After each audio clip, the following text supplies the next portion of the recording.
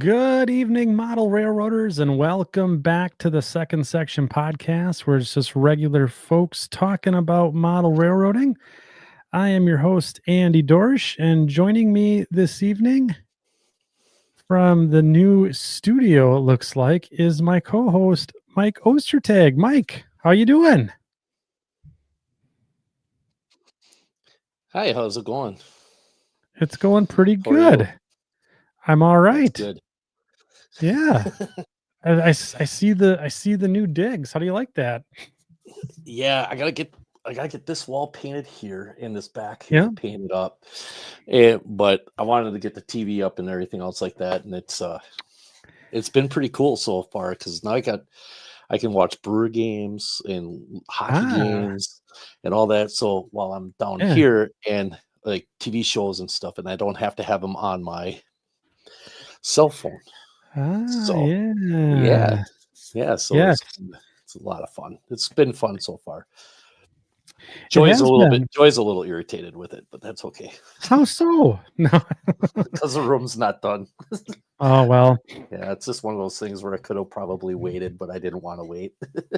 Yeah, but you got all summer to get it set, and Yeah, Dave BNSFN scale is correct. Go Brewers. absolutely. They're on a 3-game heater. Thank God there's a Uh, day off today. The pitching uh, staff needs a break, that's for sure. yeah, Yeah. they certainly do. So Steve was a quick eye. Yeah, that's right. We got the chat in the as an overlay now. StreamYard has upped their game a little bit to get Yeah. more like the OBSs of the world. And yeah, it's a new look. So um, depending on how distracting the comments are going to be, we're going to let them roll. Yeah.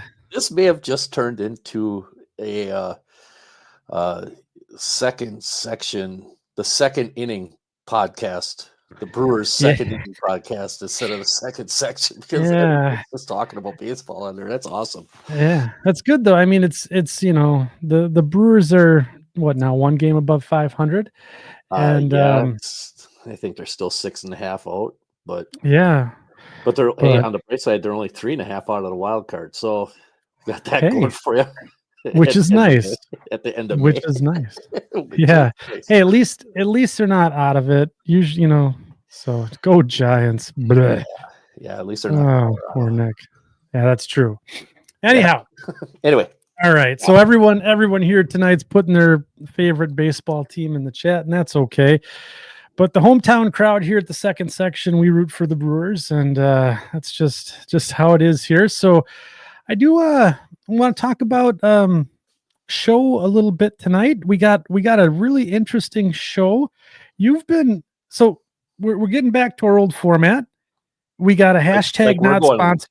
We're going way back to an old format. We're going old school. We got hashtag not sponsored tonight. Yeah. We got short line of the show. Yep.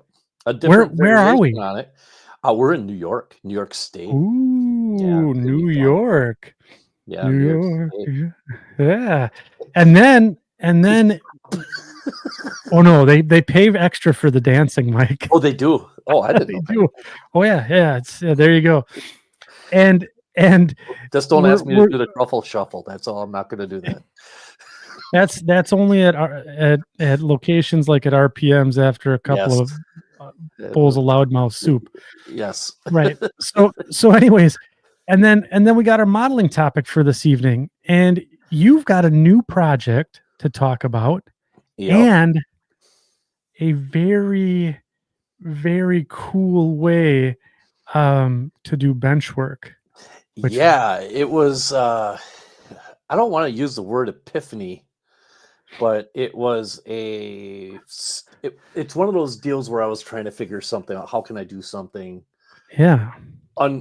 not exactly conventional, not exactly traditional, and because I'm limited in space and I wanted to maintain the space in my room for other things as well. So I was trying to figure out how I could do this, and I'm sorry to say this, but I'm going to say it right out loud. I nailed it. Yeah, you did, and I thought it was really, really cool, especially for the shelf layout community. Yes. Yeah, this is Yeah, a shelf layout community kind of thing. Yeah. I I, uh, I really like it. Yeah, S limited space people are gonna be really interested in Yes. this. Yep, Apartment size guys are gonna be really limited in this. yep, New guys interested, yeah. that just want to putz and try some new stuff. This is right up their alley, Yeah, so so, Dave BNSF N scale, hanging on the edge of my seat now. So, yeah. um, I I again, I think it's gonna be a good one. I think it's a really cool topic, that Yeah. we're gonna be talking about, and everyone here, I'm a limited space guy, right? Yep. So I think this is right up, well, even the big scale people, could be right up their alley too. So, Well, I was thinking about that, and oh man, his name just slipped my mind. I had it, Andy. I really honestly did. Uh, our BN buddy out in Western Wisconsin, Schrader, oh, Alan Schrader. Alan Schrader, Alan Yes. Schrader. he- He's got a beautiful layout, Mhm. but yet he has a small N scale layout in another room. Mhm. So the big scale guys or the big layout guys, you guys can still do this as a supplement I think it's to cool. something else. I think it opens It's up a really world cool, of and so possibilities. let's stop talking. Let's stop Yeah, talking about yeah. No more and teasing. teasing. No more Yeah. teasing. We're gonna get through our segments. So Yep. we'll do hashtag not sponsored because there's a new announcement that I'm really super jazzed about. Might be transforming my Mascoutin Valley here. Oh More to boy. come. Yeah. Yeah, yeah. Super, super excited about this. And we got our short line of the show, and then we'll do Yeah. the modeling topic. So, Short all line of the right. show is going to be a little different than what you guys are used Yeah, to. It's yeah. a little It's different format. So we're going to see how this goes. all right. Well, what do you say? Should we hand it off to the Greasy Meat Hands band here, take our first commercial break, and get into the hashtag not sponsored? Yeah, absolutely. Let's do it. All right, let's hit it.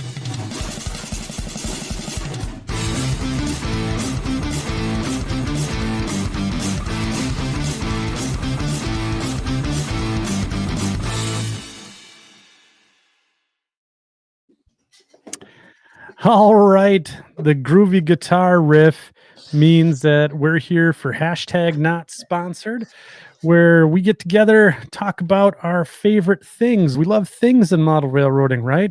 And we love it Yeah. when companies release things. Mike Shanky couldn't be more right. We do need more cowbell Yeah. in that riff for sure. I gotta have more Yeah. cowbell.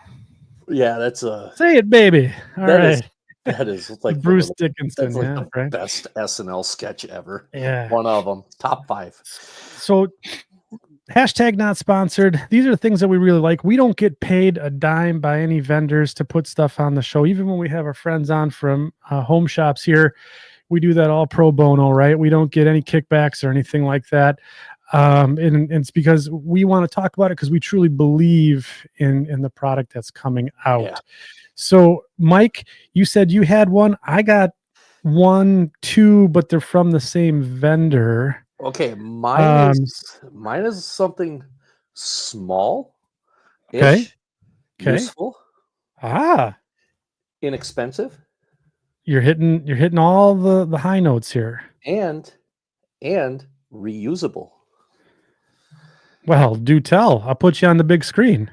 All right, so I was on my way the other day to do a little shopping down at Hiawatha Hobbies, Oh yeah, and I yeah. got there a little early. Okay, Mm, so right next door is a dollar store. that's right. Dollar store right next door. Okay. I walked in, killing time, just minding my own business. Yeah. And I walked past. Now the dollar store, like the Dollar Tree, now has not just $1.25 stuff. They have $3, $5 stuff Mm, out there also. So I mean, they have a little bit. I'm going to say higher end for dollar store stuff, but it's a little more expensive items other than just dollar things. yeah. And Yeah. I saw 4 of these and I said, I need to get those. And I Yeah. bought all 4. They're Okay. $5 each. What is this?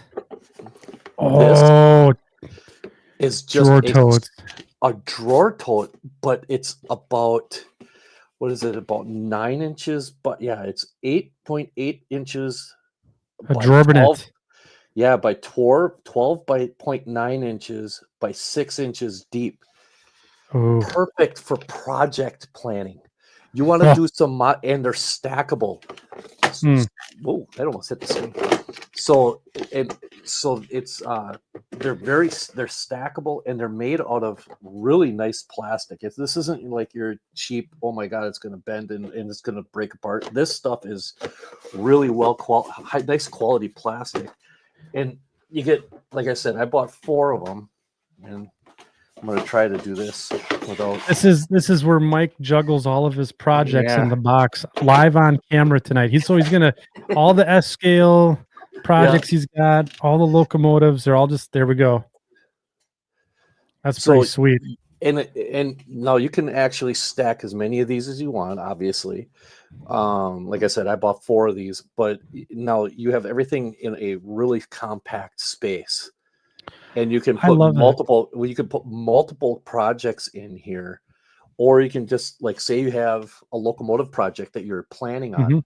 You have the undecorated locomotive and you want to buy the detail parts, but you don't want to start doing the project until you get the detail parts that you need for it. Yep. So, or the decoders. So you can put the locomotive. Typically, the box will not fit in here because the boxes Right. are big. So you take the engine out, or you just start labeling this as this is the locomotive's detail projects. And once you get Yeah. this up, you have a nice place to keep everything. That So, question, where do you stack them? Dare you stack them when full? Why not? Yeah, there you go. Yeah, they're designed. It's really no different than, like, any of these other stackable drawer organizer things that you see, like Yeah. little carts on wheels and things like that. It's just that they're smaller. I So I I thought it was a good idea for, like, project organization and things like that. I love that idea because and I like the drawer facet, right? Because I got the Sterilite tubs, the ones that you gotta pop open, Oh yeah. and this is embarrassing, but, my dexterity's starting to go in my hands, and I've actually dropped my totes or I've pulled the tops off and, spilled the contents. With the drawers, you Stuff goes sli everywhere. yeah, you can slide them in it out. Yeah, No, they Rob, used to have those I mean, I shoeboxes. hear you. Yeah, I mean, Yeah. honestly, I mean, if anybody looked at the rest of, you'll see a little bit of it later. This is far from organized where I'm at right now. This is, Project box of the show segment. I like that, but I mean, Joe. yeah, that's pretty good. But I mean, it was just one of those things that it kind of dawned on me. I'm like, oh, that could make life a little easier. And I'm like, oh, that would be something to where, and it looks like it's an item that they have all the time. It's not just a seasonal or a limited thing. It looks Yeah, like they right. have those all the time. So you can go, and for $5, I mean, a lot of, I did buy, on top of that, I did buy also some plastic shot glasses. Party? Party shot glasses, yeah. Yeah. Because how many times are you trying to do something? I didn't bring them out because they're just a party shot glass, a little clear party shot glass. They're $1.25 for a pack of like 24 or 48 of them, Yeah. whatever it was. How many times are you trying to do something with scenic material that's in a real small area, and Yeah. you don't have something? Those little party shot glasses, they're clear. You can see what you're doing. You can go, you can see where you're, and it's controllable. It's very controllable for small.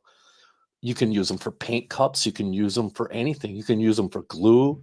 Yep, there you go. I mean, So, yeah, I love balling out at Dollar Tree for yeah, model railroading yeah. supplies. We could talk about this for I just the talk about for hours. The one thing, there's two things that I love from Dollar Tree. It's like the strainers, or like Oh the in yeah. the kitchen Yep. section, they got those for like $1, Yeah. and so you can sift like dirt and sawdust and all that, And getting back to the cups, absolutely you can use them for brandy. Um, Yeah, you can use them you for know, brandy if you you just want. don't I want mean, to I mix I, up. I wouldn't You don't mind a want to little mix up your blackberry weathering brandy, a little solution. schnuffle once in a while. Yeah, I mean, but you got to be careful if you got your weathering solution in the one cup and the brandy in the other. You got to make sure you know which one you're drinking out of, right? So you don't want Yeah. to do that. And then Yeah. the other thing is they got those little condiment containers. So like Oh the yeah. things like you get like the little butter or the jelly at when you go to like a hometown Yep. restaurant, and they got the lid on top of it, dude. I mean, it's these things, right? These little Yeah. cups with the lids on top. I I get a whole 30 of them for a nickel, and gosh darn it, I love these things. But yeah, balling out at Dollar Tree for Yeah, and sure. there and the thing is about stuff like that is if it gets to a point where or you get like say you're using it like somebody said something about taco sauce just now. And and it's one of those things where yeah, you get done using it if you don't need to use it anymore, toss the damn thing out. What are you out? You're out a penny. You know, Yeah, it's cottage uh, cheese containers, yogurt containers. yeah, Yeah, we should uh, have just a show boomer about junk. boomer yeah, oh dude, that's a great I'm actually gonna write that down. We're gonna do a show about junk. A junk show. Um, yeah, your Junk your show. trash is my treasure. Yeah. So, but I think that's a really cool find, Mike. Yeah, Um, thanks. I mean, it was just one of those things where I kind of thought that it could help. It people always are looking for ways to organize things, myself included, obviously. cool whip. Whip. Why are you Yeah, saying cool it like whip. that? Why are you Why am saying I it like saying it what way? It's cool whip. Say cool. Uh, Say cool. cool Whip. whip. Okay. Say cool whip. Cool whip. That's great. That's a classic. I love that. Yes, useless knowledge. Useless knowledge is Yes. also part of the second section Yeah. crew this evening. So, okay, so let's talk about Yeah. my find for hashtag not sponsored. Going to be possibly changing the face of the Mascoutin Valley here. So, I um, can't. I can't really say anything anymore. yeah. So scale trains went and did it. They Yeah. are coming out with a 70-ton ore car, They're gonna be and beautiful. yeah. Now this is this. So I don't know if I go to the bank now and take out the second mortgage, or what. How do I Yeah. get that to Shane Wilson? But these things, ooh. I I tell you what. And look, they got the Yeah. MU setup, right? Where, they're up That's a in the that's middle the of the train ladder line. frame. Yeah. Yeah, that's the train line. Yeah. Yeah. So this is super cool, and the Duluth, Mesabi, and Iron Range ones look awesome.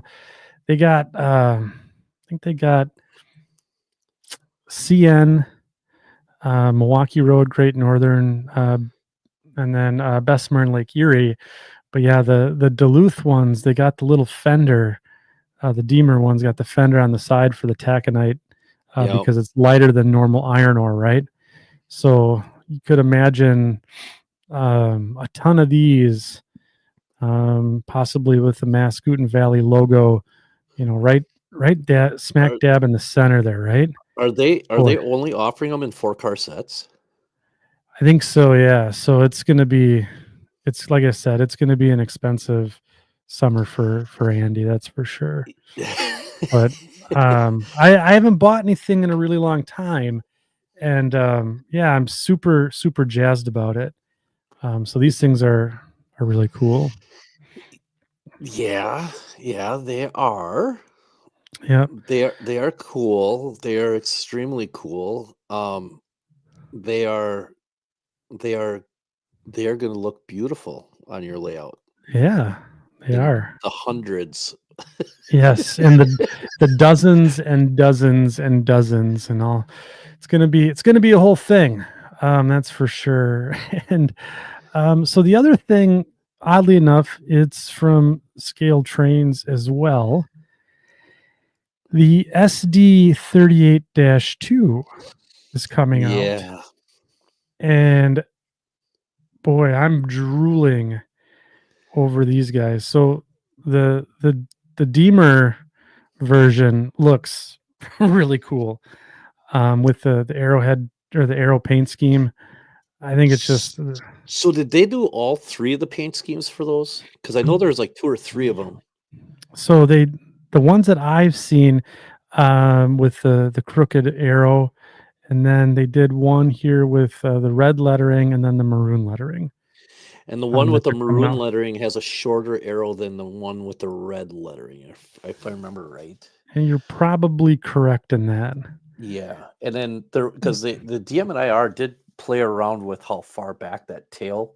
I'm sitting here pointing at it like everybody can see what I'm pointing. Yeah, back Like, here on the yeah, yeah. they did play around with how the length of that a little bit. If you look at the different variations, it's not there is a little bit of a subtle difference between them.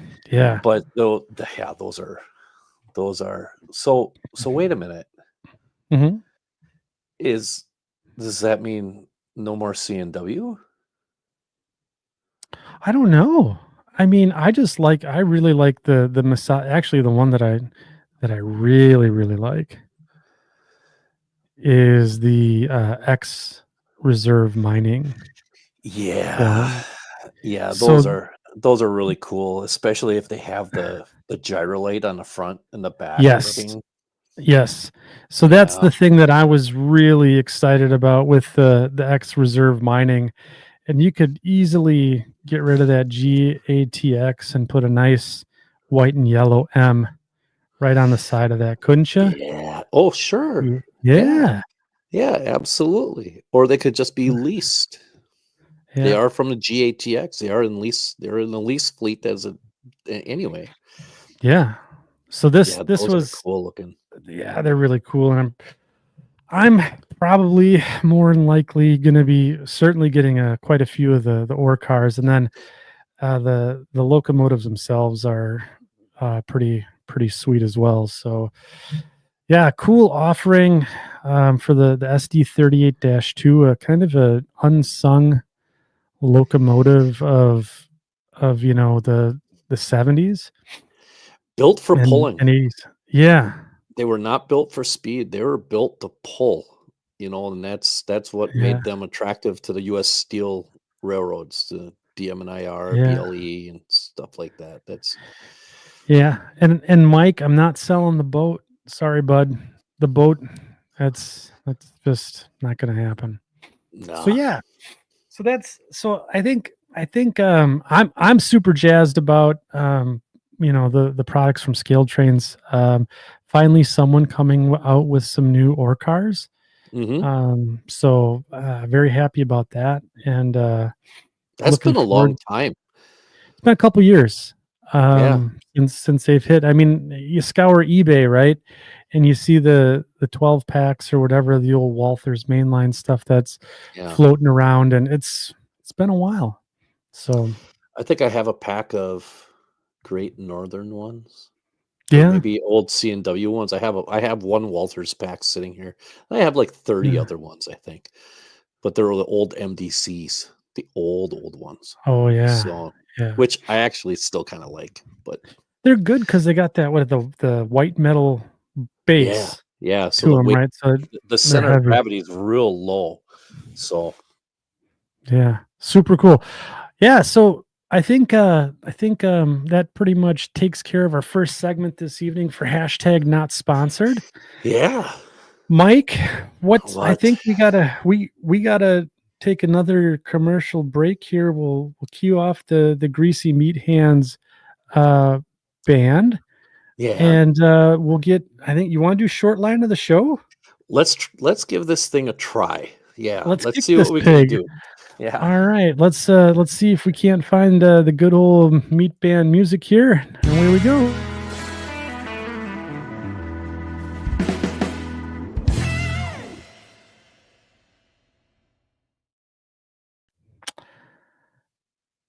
Hey, it is time for the short line of the show.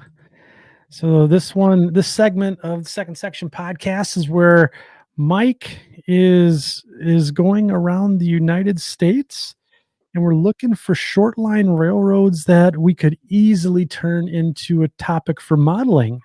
Yeah. Uh, Certainly making that transition.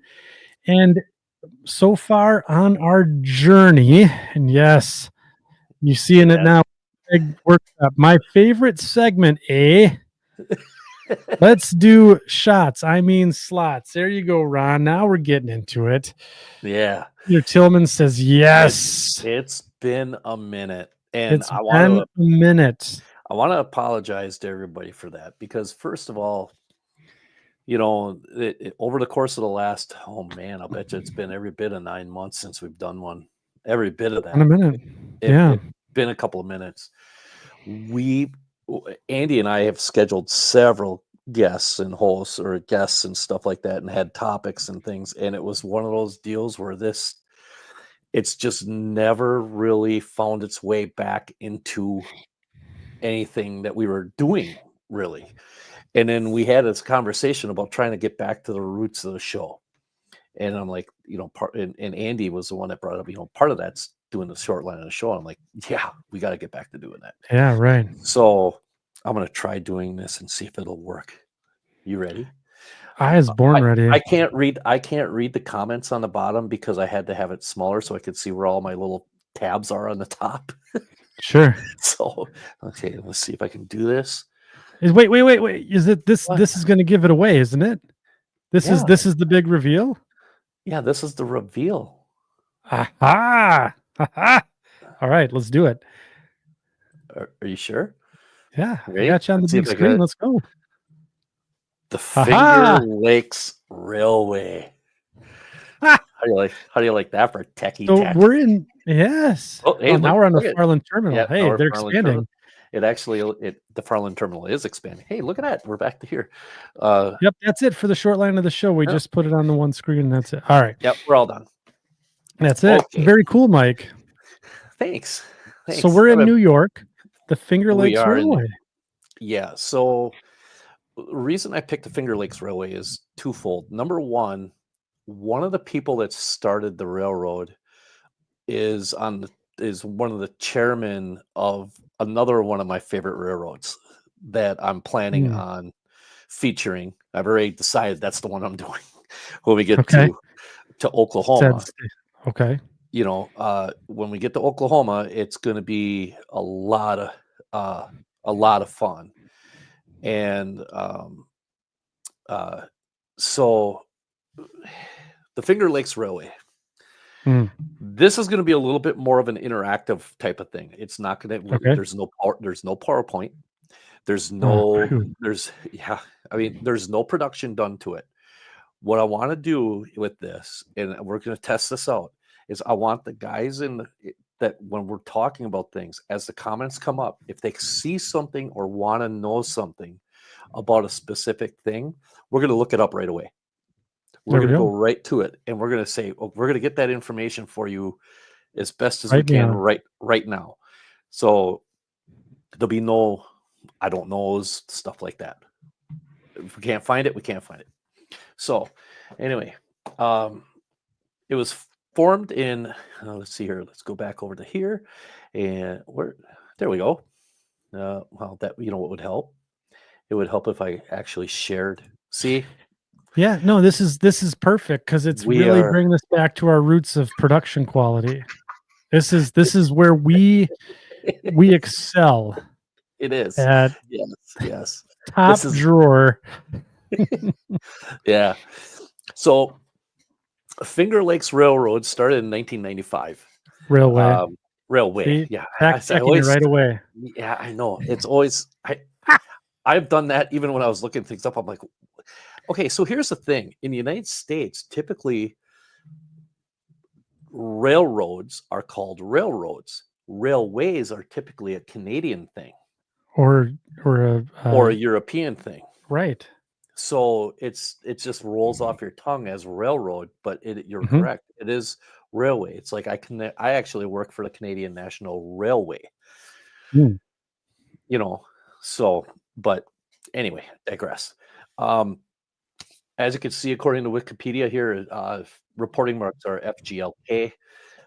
Started July 23rd, 1995, and it operates in, stop me when you've heard of this, Onondaga County, Cayuga, Cayuga, Cayuga. Cayuga, Cayuga, Seneca, Okay. and Ontario, Schuyler, and Yales counties. And for those that are wondering why I made a kind of pause on Onondaga, is because Dave Abeleys Yes. has his railroad is a former Conrail railroad or a former Conrail line or something along those lines, and it's called the Onondaga Cutoff. Yeah. So, I mean, it's a very well known. He's had a book published about signals and things like that. So, if you've ever heard of the Onondaga Cutoff, this is kind of like the other side of that. With the map, if I'm correct in where this map is, that is more to the east of Syracuse. Finger Lakes Railway is more to the west of Syracuse, I guess is the best way to put it. It has several little branch lines. It runs well, let's see. It runs right straight from Syracuse, New York, or Solvay, Syracuse and Solvay, New York, uh, all the way over to its headquarters in Geneva, New York. And at Geneva, and then it continues on west to West Victor, but from West Victor to Shortsville is the Ontario Central, which Finger Lakes Railroad also owns. So, Oh, yeah, yeah, yeah. That's I think 2013, if I remember correctly. I believe 2013 is when they 2007 is sure. when they bought it. Hey, Mike, I'm gonna So, try yeah, something real quick. I'm gonna uh-huh. push this on full screen. Does that wig you out? Are you good? I don't know. Try it. Yeah. Okay, we're there. We're good. We're there. I want to give the audience the ability to see the whole screen. Okay. Can you still see the comments? Oh yeah, they're coming in. Okay. So there's a couple of really neat little facets to this railroad that, first of all, it's a former Lehigh Valley line, and it has also a lot of New York Central. It shouldn't say just Lehigh Valley. It's kind of a combination of Lehigh Valley and New York Central together. So their paint scheme is really, they have at least one engine painted Lehigh Valley. The rest of them are painted in a really cool New York Central inspired paint scheme, and we'll show you that here in a minute. Yeah. But as far as the map goes, they service the Seneca Army Depot. They come down that way. They have trackage rights with the NS out of Geneva, and they come down into Himrod Junction. And this is basically an orphaned. I'm going to zoom back out here a little bit. This is basically an orphaned line with the only connection being trackage rights with the NS between Himrod and just outside of Geneva. Oh, so from Penn Yan down to Watkins Glen, if I read that right, that's kind of the only way that they can get to it is from that heavy red dash line on the Yep. NS. Yeah, that's where they have trackage rights to come down into to access that line. Yeah, Huh. which makes it really kind of neat because in reality, you could actually model the Penn Yan to Watkins Glen as its own railroad. Yeah. You could do that really, really easily, Here's a and then yeah, Our resident Finger Lakes Railway expert Paul Stamp says the Penn Yan to Watkins Glen is an ex-Pennsy line. it is an expensive line. It says That's so cool. right there, PRR. Oh, This is actually hey, what? help me read this map, Mike. Yeah.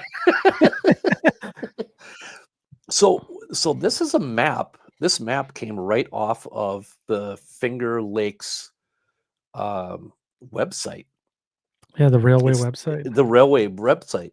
And what's Yeah. really neat about this map is the fact that they have included abandonment dates for a lot of these lines that are Mm. dashed and who the former owners were. So, I mean, if you were looking to say you wanted to do something from Rochester Junction to Lima, well, that was abandoned by Conrail in 1981, and it was a former Lehigh Valley line. Well, now you already know where your timeline is going to be. You know what I mean? Just based off of this map from a railroad. I've never seen a railroad have this comprehensive of a map before. It's amazing. It's Yeah, a really cool they map. get they get an A plus for sure. Mm, Yeah. yeah, absolutely. Um, let's see here. What is this? Now, I'm going to talk a little bit about the roster. Oh, So this is off of the Diesel Shops roster, and I believe this is since 2023. And a lot hopefully of you guys can all GE there. yeah, but they didn't start out like that. They started out No. Jeep 9s. And right here, this is part of the reason why I've always liked this railroad is because two of their GP9s that they used to have were former Milwaukee Road units. One of which ended up going down to Oklahoma to Farm Rail. Farm rail, yeah, Yeah, 331. yeah. So Mm. it's just been one of those things where I've always had an affinity. Oh, hey, look at SD38-2. yeah, What's but this now? they're converted from SD40-2, so it's not the same. So, but they have a lot of B30 or B23-7s. Yes. The majority of them are a lot from Conrail, Southern, Santa Fe. I mean, they have a U23B. That one is the one that's painted Cornell red. That's Hmm. in the Lehigh Valley paint scheme. They have uh, a GP38-2 that's a former Milwaukee Road GP40. You kind of see why I like this railroad a little bit. Yeah, you got a little bit of a personal connection to it. I yeah, a little bit. But the roster itself, while simple in design, you can really see where they've tried to standardize on the GEs, but they still have several EMDs that are on the roster. And then the older ones are old Jeep 9s. They've got some other locomotives that these are no longer. I don't believe these are still on the roster anymore. But I mean, they're uh, they're it's a really cool roster. So Yeah, it is. let's take a look at. Hold on, before we get in there, Anthony Borden's got a question. He says, "Didn't the We got Anthony. Susquehanna railroad run on that line also?" Question mark. To go back to the map that everyone loves so much. Uh, I didn't. I can check in on that one for you. I'm I not don't. 100% sure that the Suzy Q did that line because it's not mentioned here. New York Central. New York Central. It very well could have. It doesn't say. Well, you know what? Here's the New York The Suzy Q. the Suzy Q is right here from Tully up into Solvay. So it very well may have. But So here's the Fran Letizia says Susquehanna never ran on the Finger Lakes tracks, okay. although the NYSW did have some of their coaches used for the limited excursions in the 2000s. Yep. And with the CNY and the NRHS E8s. Yeah. So, and then you can see we got Paul here saying the Susquehanna interchanges with Finger Lakes in Solve. No run through on the Finger Lakes though. Yeah. Yeah, So, that's an awesome question, though. I mean, that's a good tie-in because there again, if you wanted to model this, you could, do it so where you had the Susquehanna, the Suzy Q come in, and that just yep. gives you a reason to buy a different railroad stuff. Which You know what I mean? and the It's Susquehanna's got some cool paint scheme. oh yeah, So that's actually a cool railroad too. yeah. So, anyway, it's just one of those deals where let's take a look at it. I was going to go to. Is there any other questions right away yet? Before No, we I go think that, and Adam into? Cruz says we're still stuck on the roster image, by the way. Oh, So we'll have to. Now we're on Google. Yes, we are, because we're going to go here and see what this does. And now we're interactive here. Remember? See. Oh yeah. FGLK. Yeah. Finger Lakes Railroad. Let's see the model list. Let's take a look at one of the B-23s. And look at this. How is that not a beautiful paint scheme? That is a beautiful nose of a locomotive. They definitely did the New York Central paint scheme very proud when they did this one, if you ask me. It's a really, really well done paint scheme. I hope you guys could see that, right? Uh-oh. Yeah, I had to mute myself. Otis is barking away. But yeah, we can see that, and it looks good.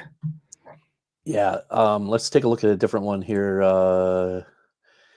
Let's see what this. Let's go to. See, that's what I hate about that website, is it does that. That's part of the reason why we went away from some of these other things, is because they get these ads for girly girls on them, and we don't want the girly girl ads. That's what we want. We're gonna go a different direction. Watch this. Okay. Watch. You want to hit the present button? Are we still in it? No, I did, didn't I? You got booted out of it. Oh, well, why did that happen? It's the production value that we all know and love here at Second Section. Well, we're gonna go here. Hey, now we're talking. Yeah, this is a good website. Here. This is a really good website. It is a little bit limited in it's not as deeply comprehensive as what the other one was, but it's a really, really good website. We gotta come down here to short lines. That's the only other problem, is you gotta find the doggone things. You know what I mean? Oh, yeah. Are you doing stuff on this webpage? Me? Yeah. Like what? Just doing anything. All I see is a solid screen. Oh, really? Yeah, true story. How about now? Still messed up. That's unfortunate. Yeah. Well, we'll do it this way. How about now? I see Google. All right. This is Fun with Computers. Andy and Mike. Second Section. Fun with Computers. We just do it this way. We could do it that way too.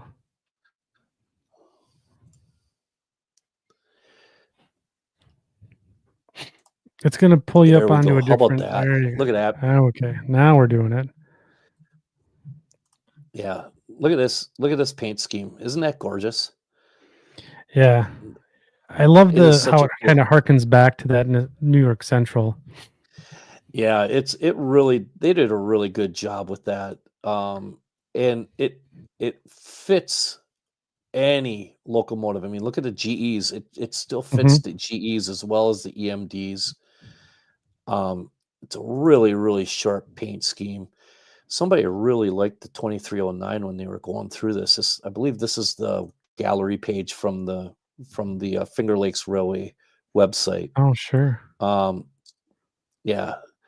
So I mean, look at the 2309 again. Wow. It's like that's the only engine they got. Well, maybe that's the only one they had up and running that day when they took the Look at pictures. there it is again. Yeah, uh, and again. yeah, no, no, here's the thing that's kind of neat. They went and they've took a page out of the old New York Central pacemaker freight service because they got Finger Lakes Railway right here. Yep. Um, you know, that is really cool with the boxcar. I think that's kind of neat. Yes. Yeah, so I mean, uh, we've got that now. Okay. Now, I want to get to Google Maps quick All right. because part of what we're doing here, you guys can look up the paint schemes. You guys are doing great with that. You guys, um, one of the things about Google Maps is one of the things that we want to start doing with the short line and showing is start showing more modeling elements, things that things that you might be struggling with or something that you might not necessarily see without maybe a little bit of assistance or a second set of eyes sometimes. And hopefully I can help shed light onto how to look at stuff and take a look at the element in a different way to help you figure out a modeling conundrum, so to speak. You know, I wanted to use the word conundrum tonight. That's I hope that was okay. Yeah. So we're going to go to Google Maps. I'm just going to hit present again. And we're going to go to Google Maps. And this is going to get screwed up. Oh, no, it's not. Actually, I'm going to go to Geneva, which is where, okay, everybody can see that now, Oh yeah, we got her now. right? All right. So this is Geneva. This is their main. I'm going to zoom right in. This is their main engine facility, or one of them.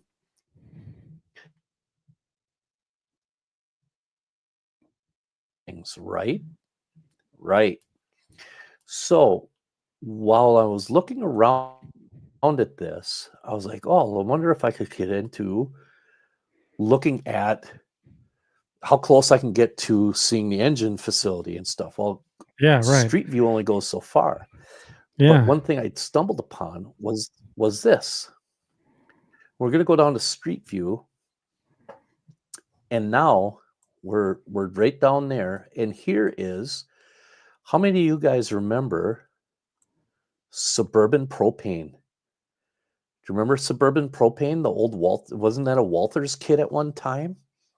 You know, No. so if I remember correctly, that was, yeah, I believe Suburban Propane was not this one specifically, but I believe it was at one time a Walters kit. So you could have these really neat little gas dealership, right? Yeah. Well, when I was looking at this, we're all looking for scenery. We're all looking for scenery ideas all the time, right? Yep. This is what's beautiful about Google Maps and Street View. There's a Golden West Services boxcar being used as a storage Oh. facility at the Suburban Propane plant. So you find somebody that has all the little 3D printed propane tanks, or however, or they make Yeah. whatever you do with them, Mini prints. and you can They have find, those. if you find a boxcar, Mini Prince does, but Yeah. then you can Hashtag find the not sponsored. boxcar and use that boxcar as a scenic element in the scene. And that's what You we know, talked on the last it show, might right? be Yeah. Go ahead, yeah. Mike. Yeah. Sorry. Oh no, I was just saying. No, I was just saying it's just a really cool little scenic element. So if you're out looking at Google Maps and looking at these railroads and checking these short lines out, take a look at the street views. Now, a lot of Mhm. times what happens is the overhead view and the street view are not the same. They're not going to be, they're going to be well outdated from each other. Sure. One, it might be more modern. This is from September of 2023, but I wanted to show this because this is just a scenic element that I thought was kind of neat in a location that it's at a gas plant, and there's a boxcar being used for storage. Yeah. No wheels, it's just down on the ground. Another thing that you can model in scenic, and it doesn't have to be a Golden West Services car. It could be any boxcar from any railroad that you find. Yep. Milwaukee Road. You have yeah, exactly. You have an old junk one floating around, put it down on the ground, weather it up, put some weeds and some bushes and trees around it. Maybe make a little wooden ramp to go up to the door. It's one of those Sunday finds at a train show, right? Where you get the guy with the soda box full of the soda flat full of box cars, right, with no trucks on it for $5, for right? $2. Yeah, for $5. Yeah. And there you go. You got a project right there. That's cool, Mike. Yep. That's a cool tip about Google Maps. Yeah, thanks. I mean, and the railroad itself is an extremely neat railroad. It's really kind of cool. There's a lot of good scenic elements to it. But one of them actually did start to help me give me some ideas for my S-scale Farland terminal, because I have a left-hand L. So my main line goes down and it makes a left-hand turn, and the railroad ends. It's a shelf. It just, I make it looks like an L. Right. Okay. So we're going to go over here to the next spot. And this is a place called Phelps Junction, New York. This is the Great Lakes Finger Lakes Railway right here. This is their main line. Okay. And here you have Howe's Auto Body, right? Yeah. And you have Phelps Supply Center, which is basically a co-op, right? Yeah. And then you have over here, you have a little facility of sorts here that it looks like it's some kind of grain loading facility or place like that. We're here and we look at Phelps Junction, okay? And we're going to look at it on a map. Phelps Junction right here, I'm going to try to zoom in on it. Right here in 1973, the Penn Central abandoned it. It was a Pennsylvania Railroad line that crossed right there at Phelps Junction. So what that map is showing is the connection between the Lehigh Valley and the Pennsylvania or Penn Central at Phelps Junction. That's what that scene is. So now we go back to that scene, right? And here we have, you can see right here, this road, Junction Road, that's the old Pennsylvania main line. So if we go and drop a pin right here, we come down. Now we're sitting where the diamond used to be. You got to switch screens, Mike. Oh, here we go. Here we go. So now we're cooking with gas. Do this again. So we go. So if we go and we put a pin here at this spot right here, right? Okay. We go down to Street View. Now we're standing right on the old Pennsylvania main line where the diamond used to be that crossed the Lehigh Valley. This was the Lehigh Valley. This was the Pennsylvania. So right here, we're at a junction point. Pretty cool, right?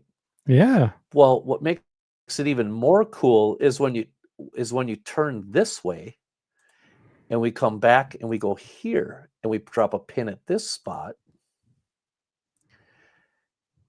Now I'm looking right down the Pennsylvania main line went this way. Here's the connection track over towards the Lehigh Valley. For the junction. Now we're going to come down here a little bit. Yep. Oh, yep. There you go. And here is the co-op. Oh, look at that. So now you can see what the co-op looks like, the structures, the buildings, and everything else like that. A little run around, what kind of cars are being held there. And then when you spin this around, let's do this. Hopefully nobody gets car sick. I'm doing good so far. When you spin this around on that, there's a covered hopper being loaded right here. What's that? Hmm. Oh, you're doing No, all right so far? I'm doing okay. I'm doing okay. I'm going to move it over here a little bit. Now you can see there's a covered hopper being loaded right there out of these elements. Another one of those, hey, this is a Tully Models type of thing, Yeah, right. you know, Right. or whoever, you know, it's one of those small little industry grain With a couple of elevator surge type of bins. deals, but Yep. you have surge bit, but you have two different elements in or two different industries on one piece of trackage. And when you go back to the overhead, if you stop and look at the way this is, here's your edge of your bench work, your 45, you come back down this way, here's your back wall up to here and over here. Now you just found a way to fill this corner with a scenic element and potentially a history of a different railroad. There's a reason for this to have been in existence at one point as a junction. And you could use this entire thing as a corner to turn the corner to come to at the end of your line if you wanted to. That's really cool. And so like a couple of things It's to just take kind of one away of those because cool things because it does end right there. yeah, go back to that crossing where we were looking both ways and seeing the two different industries. Go back down to Street View if you can. Oh, Oh, Mike, okay. are you Well, you're freezing breaking up up a on little me? bit. Okay, what was that? Say that again. Yeah, can go back to that junction point. I don't know.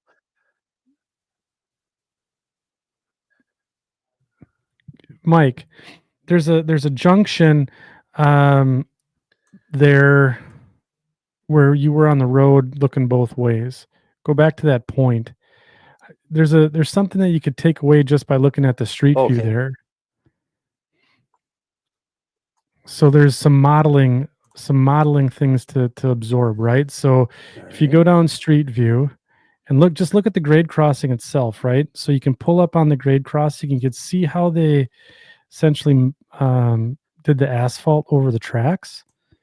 I think that's like they mud railed it there. Looks like, or they got the rail guarding the Yeah, asphalt there's a there on the what they crossing. call it. They have a it's called a mud. Yeah, they call that a mud rail. Yeah. That's called a mud rail. Yep. So So basically, what it is it's another stick of rail that creates a flangeway, and then the asphalt between them. yep. And then like there's look at those pallets sitting right there next to the gravel and all that. Just right look at another mini prints thing you can pick up that you can put trackside. That's really cool.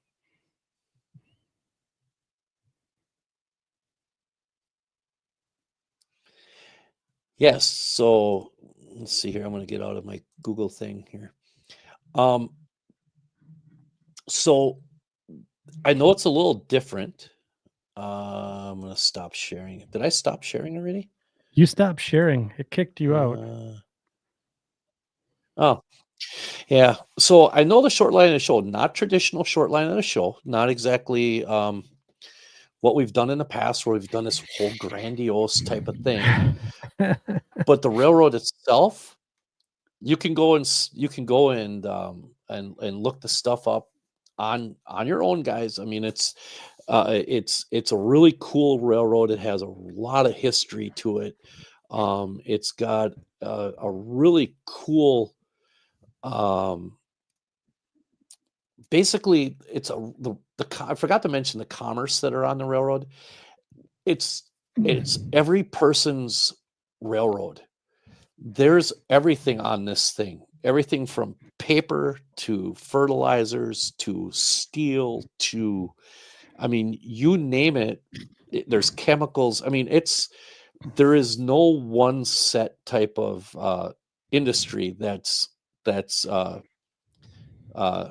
that's actually focused on that railroad. It's Yeah. whatever you got is what it is. It's like a really cool railroad because of that, for that alone, because you can just go and get anything you'd like. You don't have to focus, your roster doesn't have to be full. Your freight car roster doesn't have to focus on just one thing. So Yeah, $500 worth of Origenies, right? It can be tank cars and box cars, and but it was interesting too because I was, while we were doing the pre-show, I was scooting around on the internet, and they have, locomotives in HO scale, I think end and end scale available for this short line that you can pick up. I think Atlas does the B23-7, right? And yeah. I think yeah. Walters do a short nose Jeep 9 for them? I don't know if See, they I did or don't not. remember. I can't You remember know, if they did or not. you know what? What? So we should do while you were talking, I may have inadvertently invited Paul Stamp to come onto the show to Like talk right about. now? I did, but not like right now, to do a special show, an expose on modeling the Finger Lakes Expose Railway. an expose. Yeah, I saw an old like Hugh Downs, Barbara Walters 2020 like rerun, and I'm like, they did an expose, right? Y Or Stone Phillips on you're dating Dateline. yourself by saying Hugh Downs and Barbara Walters, right? Yeah, And right. you're younger than me. I mean, Yeah. But I that's but I think we should have Paul Stamp on the show, talk about his railroad, and the bit of the Finger Lakes that he's doing, and then he's got a really cool YouTube channel. We should talk about that too. So yeah. might be a time. Yeah, that sounds like a good idea. No, that sounds like a great idea. All right, Paul. So why don't you go ahead, give me a Facebook message. I think we're friends, or at least acquaintances. Shoot me a message. We'll get a time set up for you to come on the show, and we'll walk through your layout and all the cool progress that you made, and talk about your stuff that's going on.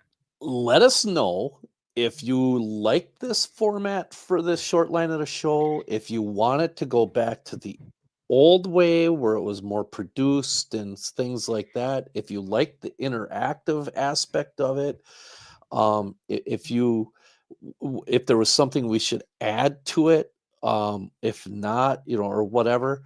The next one we're going to do is North Carolina. That's the next one in line. So let us know in the coming weeks. I think we might just do one of these a month. Okay. It's summertime, we'll try to get a few more done when it's more modeling season. Yeah. But right now it's summer. So yeah, let us know. And I know it was a little unconventional, but that is your short line of the show. I'm going to try to do this so I can go back to the. Yes. It's just raising the bar ever so slightly, and then we kick the bar off the pegs into the ditch, and then have to go pick it back up when we can't can't get some of the technology to work here on the show. Mike, I thought that was awesome, and thank you for putting it back on. I love the fact that we're going to be doing short lines of the show again. It's good times, good fun for everyone, and the interaction with the chat this evening has been really, really good. And Paul Stamp is here, and he's in the Finger Lakes Railway modeler, and he's been helping out as well. So in the chat, a lot of other people too, and I thought that was really cool. So looking forward to getting Paul on the show. Yeah, that'll be a really, really cool supplement Kind of to it. like I said, the expose. The expose. The expose. So we have been talking up a blue streak tonight, about this new option for building Benchwork, for your shelf layout, but there's a twist. There's a couple of twists. Yeah. You need to clue the section crew in as to what in the actual bleep is going on in the world of the Farland terminal. So I think you got some All right. explaining to do. I do have some explaining to do. You better And turn the clicker on your TV to the right channel. So we're on second section. We did Finger Lakes. yeah, but Now we got to go. yeah, but that wasn't part of the plan. I wasn't going to do that. That's We should do all that. right. Was it There we go. the So we're going to Farland talk Terminal things. Railroad? Yeah. All right. Yeah. So why all of a sudden do I look really? You know why? Because it's probably showing that I'm backlit. Here's something. Yeah. It's whatever. It looks better already. Oh, It looks without me, good. less of me, more of you. More in the Okay. Farland terminal. Yeah, Yeah. Yeah. So All right. all right, we're gonna go back to the other thing. We're gonna just There you go. all right there. All right. So here's the deal. I put on my Facebook page. Damn it. Anyway, I put on my Facebook page that I'm changing the name of the Farland Terminal to Farland Terminal Inc. Hmm. And that kind of stirred a pot, so to speak. So here's the deal. This is 100% Greg McComas's fault. I like how we never take any accountability for anything here on I this am show. not taking accountability for this. I did not plant the seed. I was perfectly content just minding my own business with this. Uh-huh. So McComas and I are talking one day online. And I was just kind of venting a little bit about how frustrated I was with certain things going on with S scale and whatever, blah, blah, blah. Mm-hmm. And I said, it would be really cool if I could expand the Farland terminal, but I've already kind of pigeonholed it into this really small railroad. And he said, well, why do you have to have it just be one railroad? And I said, what? And he goes, well, yeah. What do you think Watco does and Genesee and Wyoming and these other places? And I the said, Michigan Interstate.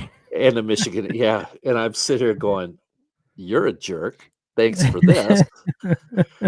And first and foremost, to be perfectly honest, we love Greg McComas. I love Greg. He's an awesome guy, and Macrail he makes some amazing stuff. Yeah, good company. Yeah, he's fun to go out with and stuff. And so I started thinking about the fact that, I'm kind of stalled on my S scale because I'm waiting for some parts. Sure. Which I finally got. So the S scale layout is going to start getting some more attention now. But in the meantime, I started thinking, wow, I'm only going to be able to run this thing for 45 minutes at a crack. And if I want people to come over, if I want 3 or 4 guys over, it's not going to be too much fun to have 2 guys sitting there with chocolate thumbs waiting for the other 2 to be done, right? What? You never Greasy heard that meat hands and chocolate thumbs. You never heard of that before? No. Oh, that's a baseball thing, man. I thought you would have known that. All right. So anyway, so we're wow, Otter Creek. Yeah, there we go. Hey, it's PC. So I started thinking about what I could do to help expand the Farland terminal. And one of the things I started looking at is the fact that like companies like Watco out in Buren, Wisconsin are the contract operator for the Buren paper mill. That's all that they do. That's it. Yeah. They just operate the Buren mill and that's it. So I started thinking, well, how could I do that with the Farland terminal? And I'm like, ooh, if I create Farland terminal as an incorporation, now that allows me to become a contract operator for whatever industry needs railroad operations. Yeah. So I came up with this idea that there's a fictional OSB plant someplace in Wisconsin, no specific location, For those who don't know what OSB is, it's Orient Strand Board. Strand board. Yes. Basically, it's Plywood sheeting. this. That stuff. OSB. This is OSB. It Yep. is, and if you have a house that's newly constructed, your floor joists are probably made with this. They're probably smart. It's probably that smart flooring and stuff like that. Yep. It's a very strong. Everybody's always thought of it as garbage board, but it's not. It's got very, very, very. I've done a lot of research on this. It's got a lot of properties that that regular plywood doesn't have, and it's extremely strong. And Yeah. I never realized that there are multiple layers in different directions that are pressed together. That's why they call it Orient Strand. That's why it's Orient Strand, OSB. Mhm. So I came up with an idea Orient the of different strands. The other. No, never mind. Yep. Okay. Yep. So I came up with the idea of doing an OSB plant. And the reason I came up with this idea is because my thought is if I created a small little shelf layout in HO scale, What? which you heard me. You heard me.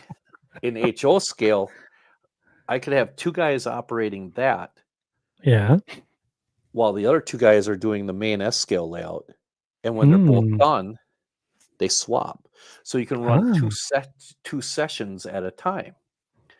So while I've been waiting for these parts to come for the S scale layout, I created this Farland Terminal timber division. Yes. So I am going to attempt. I'm going to attempt this, Andy. This is going to be This is terrible television. I love it. I love the bad television. There's my S scale layout. Okay. Da, da, da, da. Here is the HO layout. Now, one of the things you might be asking is, Mike, how did you come up with the benchwork for that? Yes, Well, Mike, how did you? It's funny you might ask.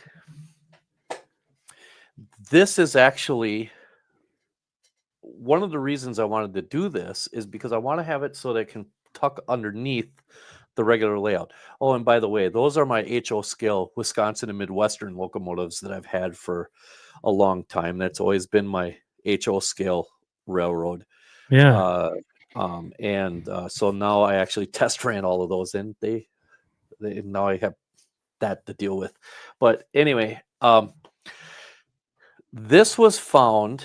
I didn't want a traditional benchwork. I wanted something non-traditional.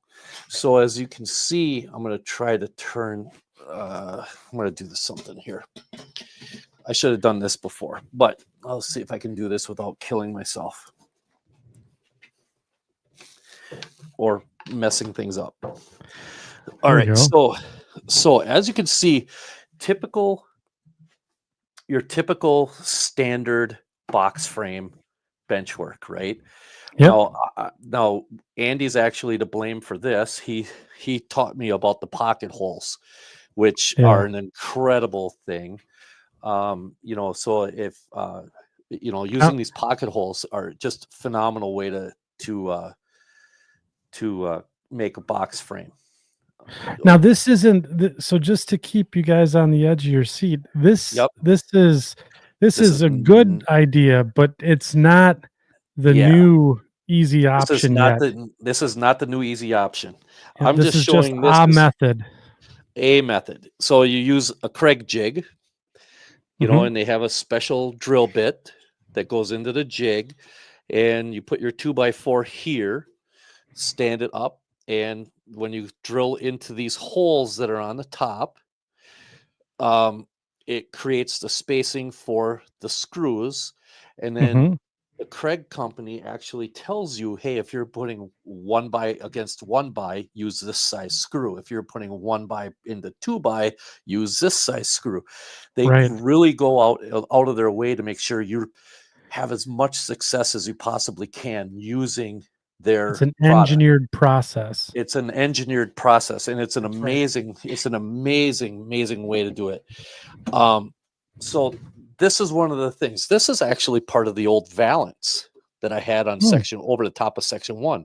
And the reason I did this is because eventually my thought process is I could use this as future bench work, right? Yeah. Well, I decided I don't want that the S scale layout to be that big. So I made it the way I did. I used box frame. I made box frame construction and just went about my business. But the HO scale one, what I wanted to do was have something that was compact, quick, easy to work with, easy to work with, and relatively inexpensive. Okay. Now, there is a catch. The relatively inexpensive part. It took a while for me to find one that I thought I would be able to afford, because these things are really actually can be very expensive. The one that I have, it was $89. What are you talking about, Mike? Oh, I'm glad you asked, Andy. We didn't script this at all. We didn't. kind of scripted this. It was kind of scripted. It was kind of scripted. How many people work in an office environment where they have an ergonomics officer? Me. Yeah, you know what I'm talking about? So they're always looking at different types of seating arrangements. They're looking at different types of lumbar. They're looking at different types of desks. They're looking at different everything. They're looking at how to create so that you're not always sitting all the time, which is standing desks. Oh, standing desk. A standing desk. Well, what does a standing desk have? It has a frame. Ah. So a standing desk frame is what I'm using for the base on this. Now, does it adjust? Does it adjust? You be the judge.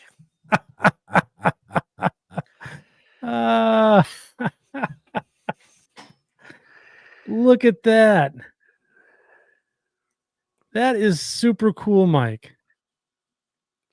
And it's smooth too. Like it, I mean, you're No. not in any danger of losing your rolling stock. No. And not only that, no, it's not level right now because my basement floor is on a little bit of a pitch and I haven't leveled it, but it has self-leveling feet. You just unscrew them. I have had people tell me to use casters. I love the idea of casters because you can easily roll it around. The issue is leveling casters, you have to screw into the bottom. I need to find some that actually have a peg, because these have holes in the bottom. I don't want to, it's like I don't know, what is it, 3/8 inch threaded hole underneath here. Yeah. So it would be really cool to find some casters that are leveling, that you can just screw in and be done. Dude, the comments are blowing up right now. Well, wait, I'm not done. You're not done. This just got expensive. Ideas brilliant. This was $89. They can go up to like $300-$400. This is a single motor. Here, let me show you. I have it right here. Yes, show me. Okay, let me. So we're all about here. I'm gonna exit the full screen. Someone already said that this could be an elevator between decks. Late night model railroad instead of a helix for a shelf layout. Oh my God. Oh, sure. Wow. Yeah, absolutely. Depending on how you wanted to do it, you could do that. And the thing is you can program it now. You only have 3 programmable settings to it on this version. On that But version. on this version, but you can set your deck heights. I have it as the factory stock out of the box because it gives me exactly the heights that I want. Yep. I'll show you a beautiful thing about this in a minute. I'm going to present and watch this. Okay. I'm Dum-da-dum. watching. Here it is. This is the one that I bought on Amazon. Aha. And that's it. That's exactly the one. Now, it's a single motor. Now, if you wanted a dual motor, that's going to be a little bit more expensive. It's twice the money. And what it is, and it's also twice as wide. See, mine only has the one bar going across. This one has the two. Yep. It's a little bit beefier, et cetera, et cetera. So I'm going to go back to the single motor version because that's the one that I have. Okay, so here you can see that where it's we can see where it's just a single motor, and then this shaft right here is the drive shaft between the motor and the other side to help raise and lower it. Here's the other thing. This is only 17 inches wide right there. Mm-hmm. It's 17.7 inches. The metal bar at the top is 17.7 inches in width. You can buy them wider for bigger desks. The wider you go, the more expensive they are. The heavier do they are. So I wanted this to be 18 inches wide for a Benchwork. Yep. 17.7 gives me good frame. It goes up to, it'll widen out up to 63 inches wide. From 47 down to 63. It'll also go up to 59 inches in height, from 43 inches up to 59 inches. Now, I'm just going to stop sharing this for a second. I'll leave this up for a sec. Could you grab the link, Mike, for the Amazon link and Yeah. throw it in the chat? So copy stream. So just so you know, we're not affiliated with Amazon. Nope. We don't have like the affiliate links where we get a kickback or anything like that. So this Where is do I put this? I don't know. I'll just put it in the comments. Comment and put paste. There, that shit. Why did it do that? That was amazing. What is that? Why is it 3 things? It's a super awesome link. Yeah, my God. I mean, you gave us a couple extra scores there on the. Yeah, sorry, I'm not good at that. So no, I'll get the link and I'll put it in the show notes. How's that, Mike? I want to show you guys something right now, though. Okay, watch this. I do not have a real good for my headset, but I want to show you.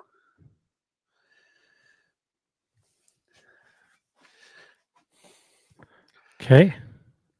I'm standing right here on it. I'm leaning against it.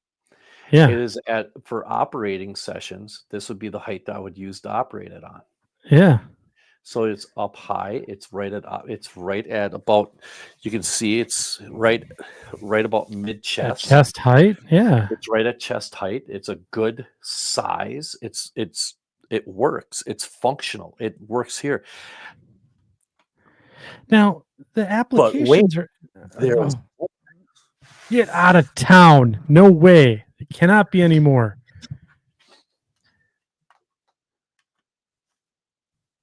Whoops. Hit the wrong button. We're going to lower this thing all the way down. Okay. Oh.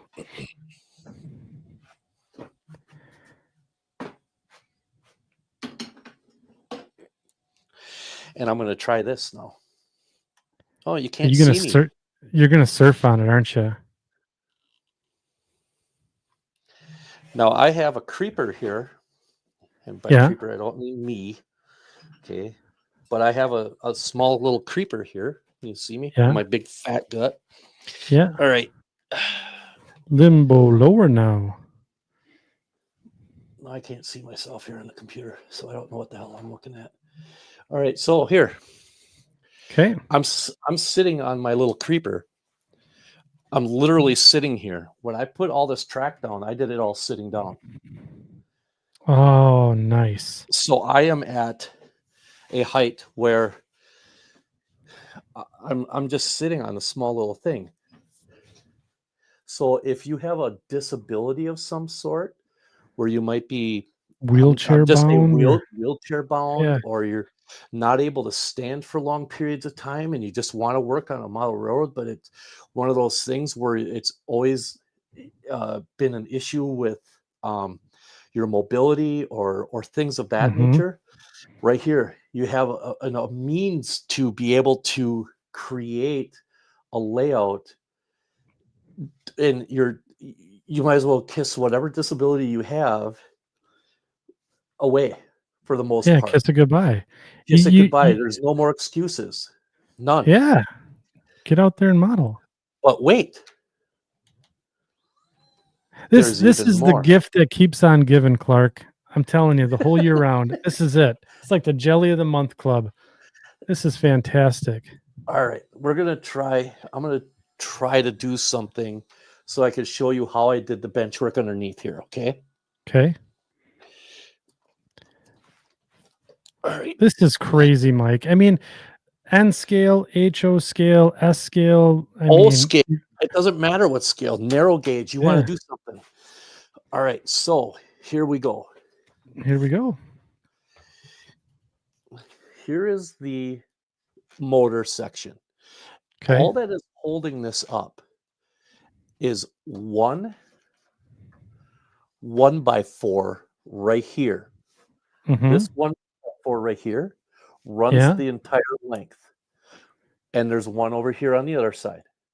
They're screwed underneath by a single screw right there Yeah. on each side. So and those screws, the screws came with the sorry about that.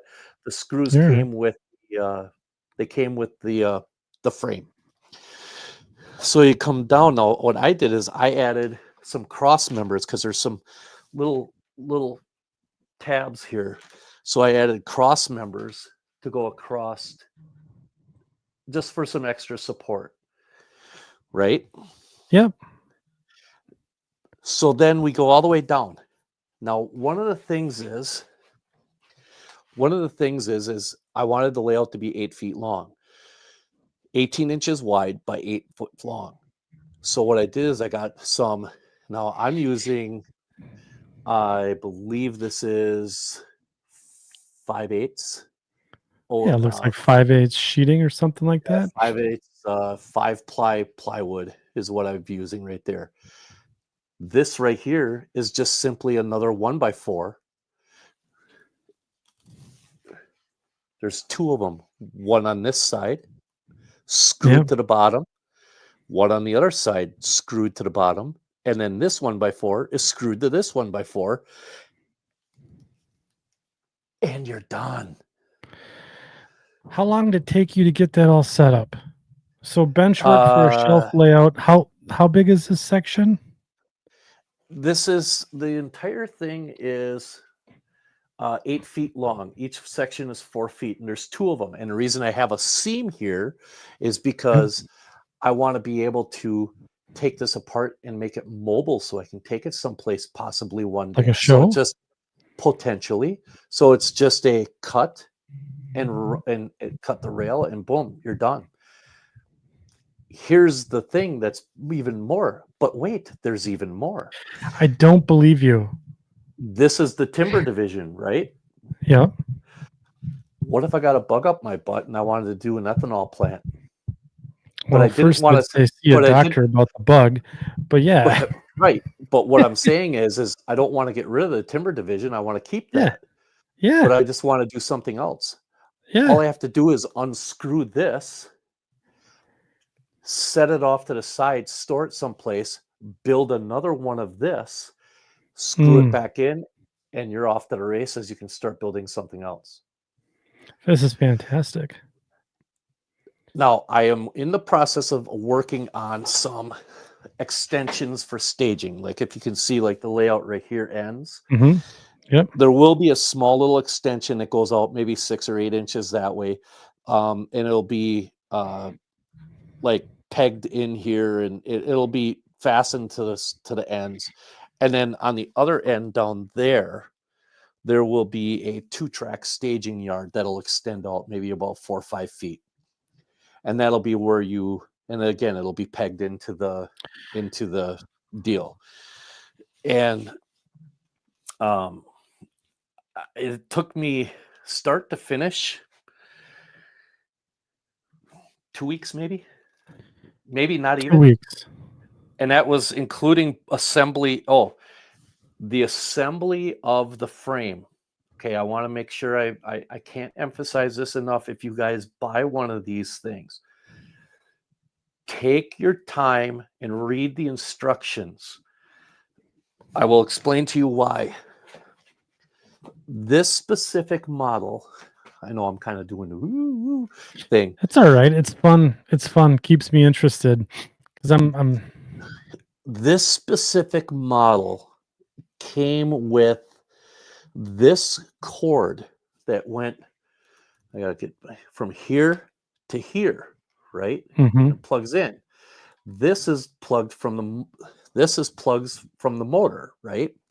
Yeah. Well, it's the same end on it as this does. So what did I do? I don't know. I just went and plugged the motor directly into the back of the controller. It didn't work. I'm like getting mad. I was getting really upset and frustrated for 20 minutes. I'm sitting here going, okay, I got this thing all apart. The box is destroyed. I mean, I was really getting upset. And then I looked up what that meant. The code meant, because it flashed a code on the display, Yeah. meant that there was a connection wrong or a wiring connection was not correct. And I'm like, it's one plug. How did I screw this up? Well, what it needs is this cable here for whatever reason. This is essential to making it all work. Yeah. It might be a reducer or some sort of thing to There's neck the power down or something like there's that. something in here that helps Yeah. to do whatever it's supposed to do. So,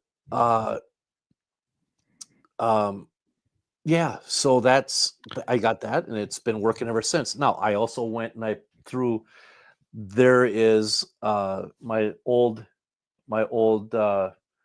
DCC system, perfect for this. This entire layout will run off of engine driver and straight Wi-Fi. That's it. Cell phones. There will be Oh, no cool. throttles. It'll be a cell phone only. You just download engine driver and off to the races you go. You're it. That's it. A Brilliant. Wi-Fi layout. And I made up the paint scheme. I made up the track plan based Yeah. off of a lot of research as to what products were involved. We have a wood yard here, a small little wood yard. It'll hold 2 cars. This is a track for tank cars to come in that has some of the chemicals that are used to make the adhesive, because these places do make their own waxes and adhesives to make the OSB and glues. And then down there is 2 boxcar spots and a spot for a center beam flat. Dang. Yeah, and this run around here will hold about 6 cars. That's awesome. So yeah, so 6 cars and engine, and that's it. And I don't know how it came to me to do it this way. I just tried it and it worked. And it does beg the question, though. There's always the debate: dimensional lumber or cut plywood. Sure. I don't think this method matters. If you've got dimensional lumber and it's relatively straight, use it. You can take the bows. I would say if you have a huge bow in it, that might not work. Right. You don't want to use a snake Yeah, you're not going for to use a a for hockey stick, right. but Right. when you're screwing down the top, it's really um, it kind of takes some of that out of it, and then it's self-leveling. So I mean, or not self-leveling, but it has leveling feet, so you don't have to worry about uh, whether or not the the layout's going to be level or not. You can create it level however you want, and so and then the other thing is I just took a little this real quick. This is kind of whatever, but then our little tip. I took some scotch. I got them sitting right over here, and they're out of Like a reach. command strip type Not deal? even not even that. They're these. They're extremely strong, like the hook and weave or the hook and Yeah, yeah, they're basically the the Scotch Velcro, the Velcro, Velcro Velcro, double adhesive. Yeah. but these interlock with each other, so Mhm. there's no cotton portion to it. This is this part into this part, and then I just created this to make it as easy as I possibly could, and I put a little surge protector on there, and now the whole thing I can just plug it in with one extension cord, and I have my DCC system and the motor to run that all set and ready to go in one gig. And the thing is this will fit against the wall underneath my Eskil layout. When the time gets Yeah. done, it'll fit up against the layout or underneath the layout out of the way. So the room can be used for other things and it don't have a second layout sucking up space. Yeah. I think this is brilliant, Mike. I really do.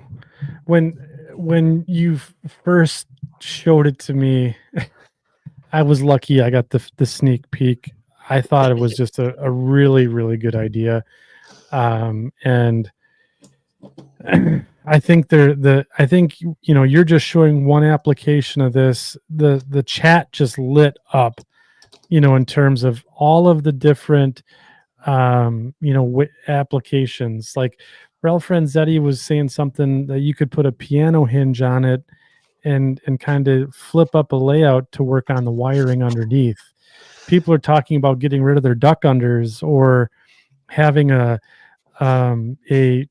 essentially a way to go and go from deck to deck in a shelving layout on a shelf layout. So, a double deck shelf layout or something like that. So I think this is really a really, really innovative way to use the stand-up desk hardware. And it eliminates one of the more arduous or tedious tasks of benchwork. The legs suck. Well, isn't that one of the things that remember we put out? Did we put out a question or something like that? We're like, what are your We biggest did. problems or Yeah. whatever? Right. Benchwork was damn near at the between benchwork and wiring. Those were two of Yep. the top things, and I'm like, huh? And Did I and maybe the solve a legs, problem here? yeah, the legs suck, right? It just for Yeah. me, it's always been an issue. How do you do it and getting Well, them and like straight and all I this use and shelf brackets. I've used yeah, shelf brackets underneath there, and that I've documented that on my Facebook page because I didn't want those big gaudy 45s to come out because now you're sucking up more space underneath, and now you got to do something if you're trying to finish the room off to make them look good, and it's just right. you know It's a um, thing. it's a thing, and this hopefully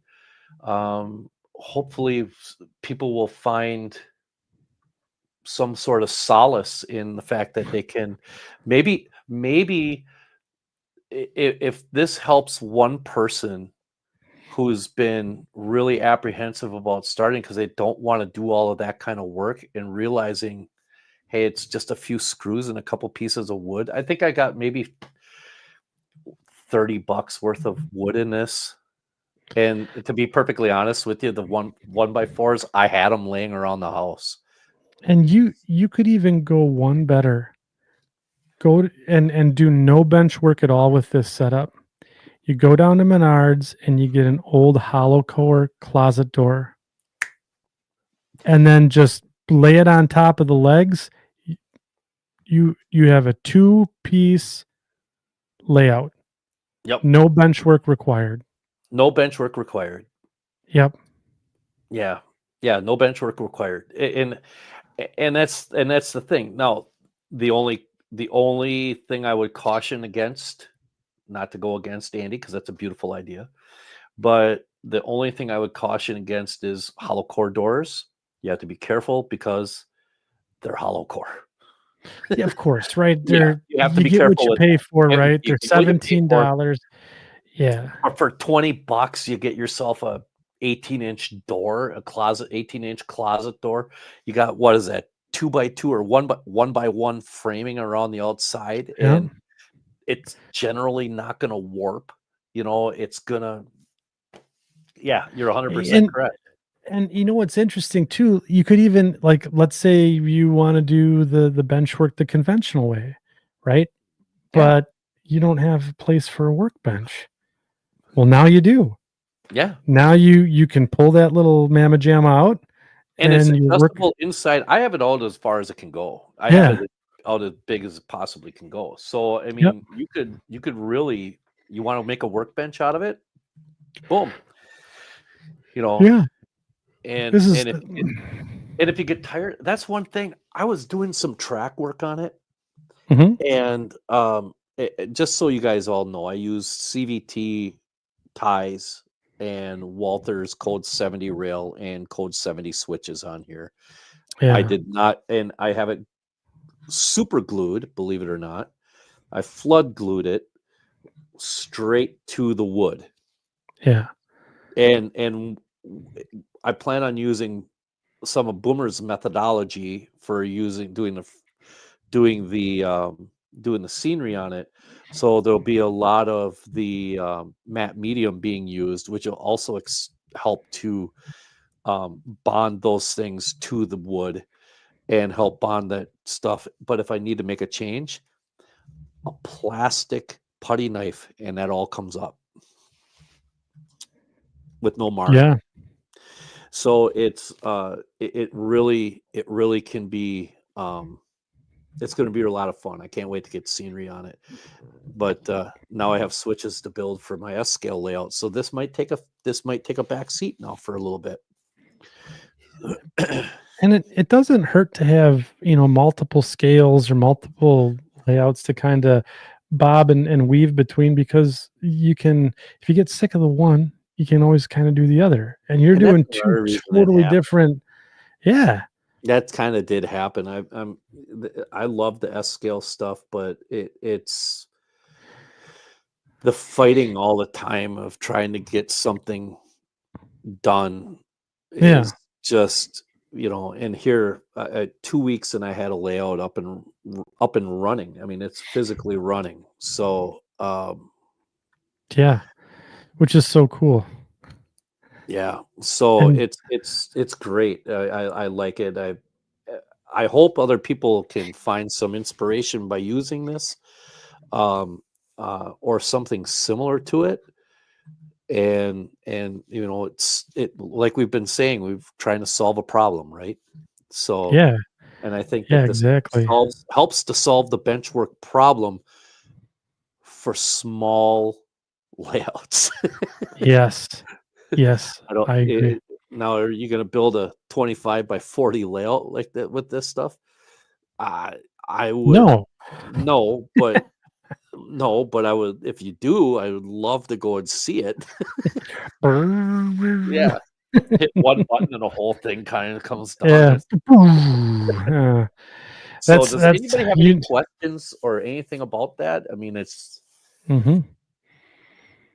So just to, while we wait here for questions or comments to come in, I do want to let everyone know. So I did put Mike's Facebook group, where he's been posting his construction of the HO scale layout. He's been sharing them at second section, but sometimes he doesn't cross post and leave some of the good stuff just for the folks over at the Farland Terminal Incorporated page.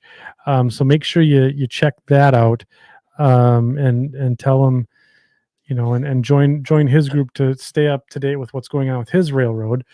Um, this is a yeah. great point right here.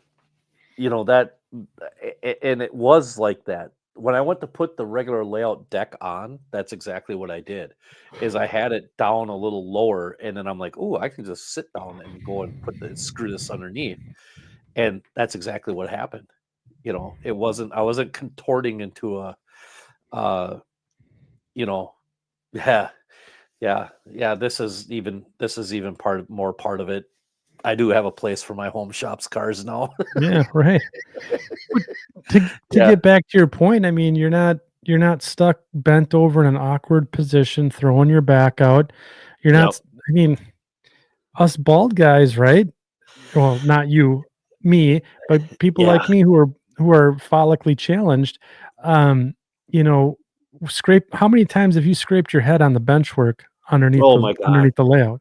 a ton, Yeah, ton, ton. Yeah, and you go into work with a dummy mark on your head the next day, and it's just like, "Hey, Dorsch, what'd you do?" And, "Well, I scraped it on my model railroad." So, yeah. It's yeah. you even made this comment is, and that was the thing is once you get this level, um, and you want to move up and down and to do what you need to do, you don't have to worry about any of that. Now, here's another question. There you go.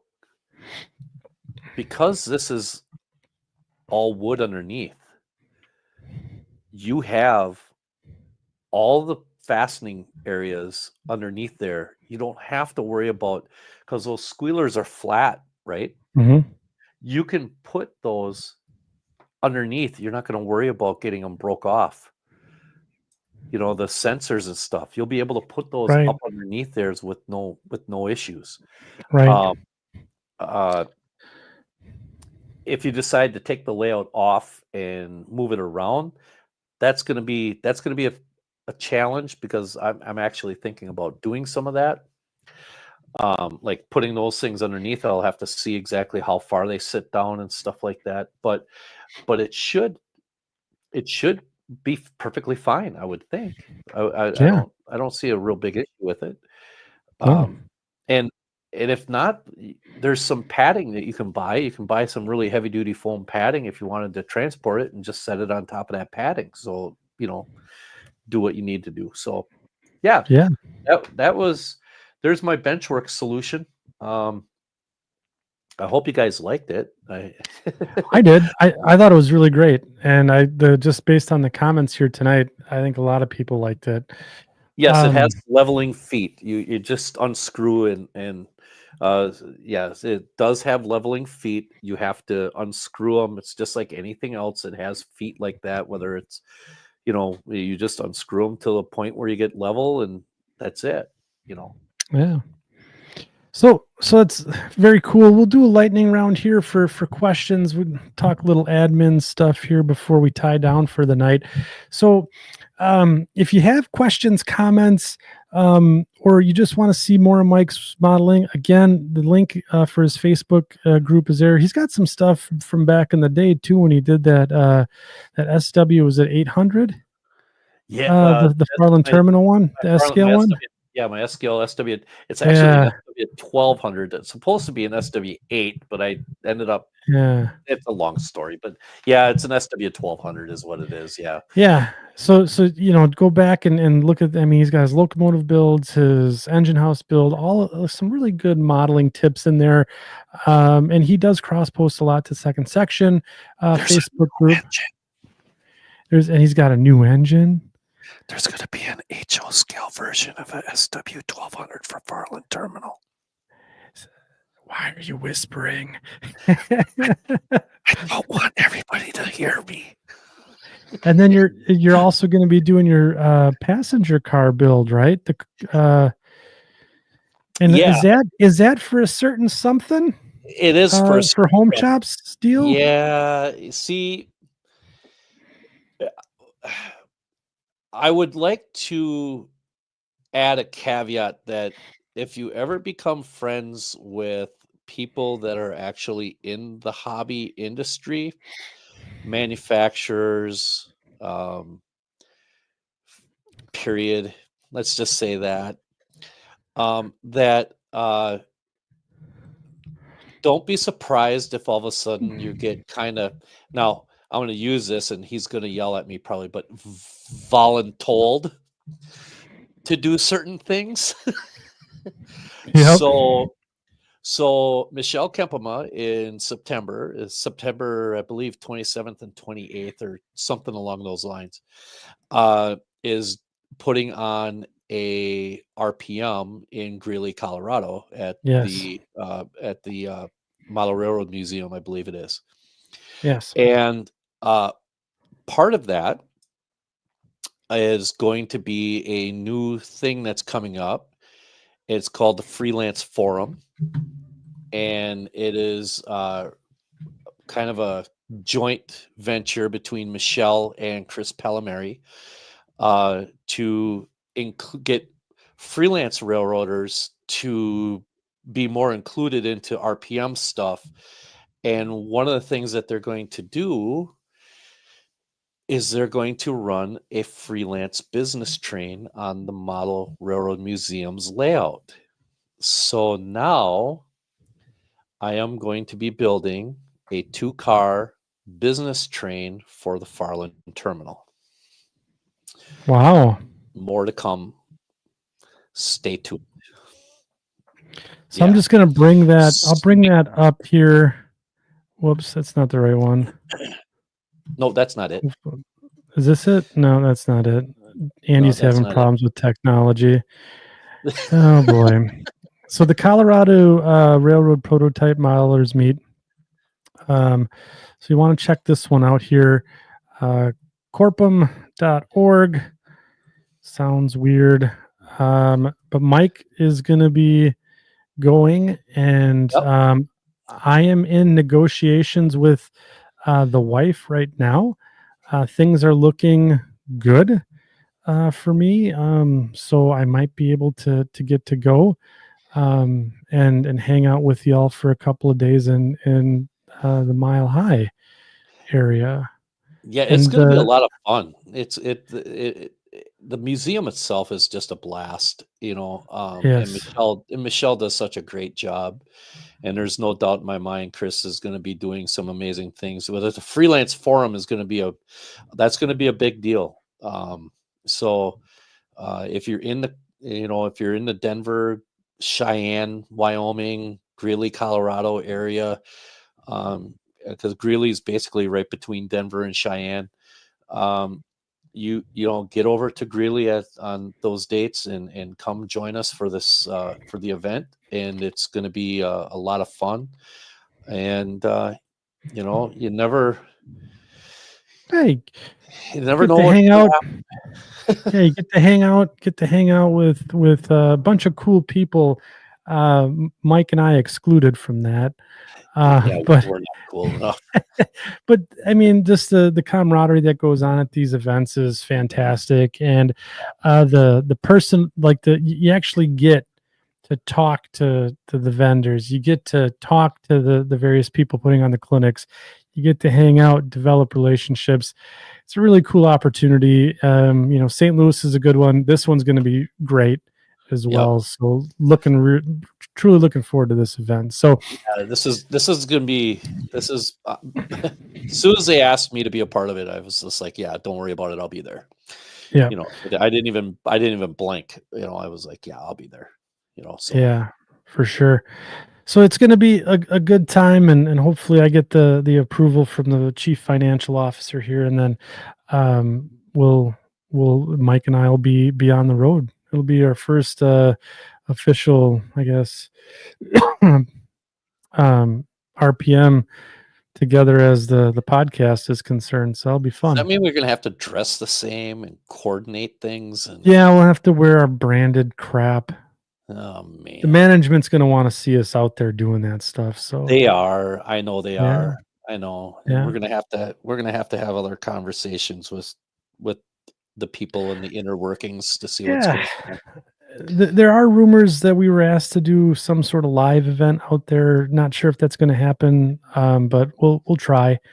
But the way this keeps going is any indication, are they sure they want us to do this? I don't know. I'm not sure. Smoking jackets. jackets. Yeah, we should probably start handing those out. After William Sampson helped us out with the design on the logo, I should get those out. Yeah, So, yeah. I tell you I- what, it's going to be a lot of fun. It's going to be yeah, a lot of fun, and it's and not only that, I don't want to reiterate this. I just don't want to stick on to the I am going to pull them up. Doggone it! I'm just going to pull these up here. So in July 25th and 26th is Collinsville, the St. Louis RPM. St. Louis RPM. That's an amazing event. The Chicago RPM, I believe, is that in August? I always miss that one. Yeah, let me take a look at it and see. Let me just look this up on my handy dandy little Googling device here. Let's see. So while Mike's looking for that, again, check us out.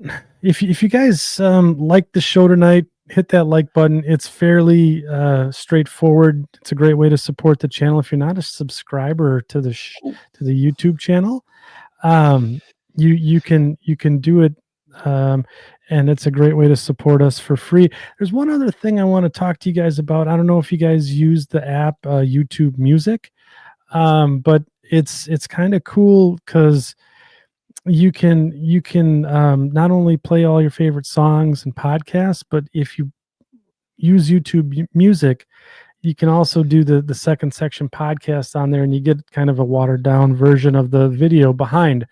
So yeah, pretty cool. Oh. If you want to find out about us, or play us or take us along with you on the road, YouTube Music's got our podcast out there, and they're tapped right into our live stream. So you don't have to wait for me to drop the audio version of it, where you can find it right out on YouTube. Chicagoland YouTube is Music. October 16, 17, and 18, 2025, it says. Sure. In Naperville, Illinois. Yep. So there's Yes. another one. And you got the RPMs are just absolutely amazing. They're a lot of fun to go to. So yeah, very cool. So again, looks like we had a pretty good show tonight. Tell your friends about this one if they're looking for a new way to do bench work, do shelf layout, or possibly look to get around the duck under, or just have some sort of device to help them with their modeling.